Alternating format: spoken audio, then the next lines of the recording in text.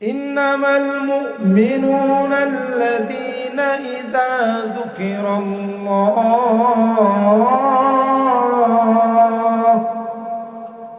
وجلت قلوبهم আল্লাহ বলেন এক নাম্বার কাজ, যখন কোরআনের আলোচনা হবে, আল্লাহর আলোচনা হবে, আল্লাহর আলোচনা শোনা মাত্রই দিলটা বিগলিত হতে হবে।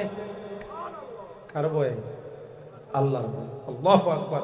আল্লাহর ভয়ে যদি দিলটা নরম হয়ে যায়, যে সমস্ত নওজোয়ান বাপ এখানে অনেকে আছে বা অনেকে জানে না লাস্ট কবে ফজরের নামাজ পড়ছে, এখানে অনেক নওজোয়ান বাপ আছে লাস্ট কবে ইশারার নামাজ পড়তে জানে না, লাস্ট কবে জোহরের নামাজ পড়তে জানে না।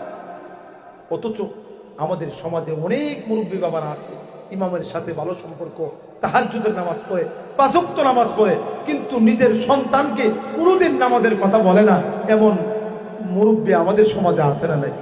আরেকটু দূরে কোনো আছে না নাই? নওজোয়ান বাপ, তুমি যে অশ্লীল ছবি যে মুক্ত, রবের জন্য যে সময় হচ্ছে না, 24 ঘন্টা সময়ের মধ্যে 1 ঘন্টা সময় তুমি রবের জন্য দিতে পারছো না, অথচ ইউটিউবের জন্য তোমার সময় হয়, ফেসবুকের জন্য তোমার সময় হয়, ইন্টারনেটের জন্য তোমার সময় হয়, বন্ধুর আড্ডায় সময় হয়।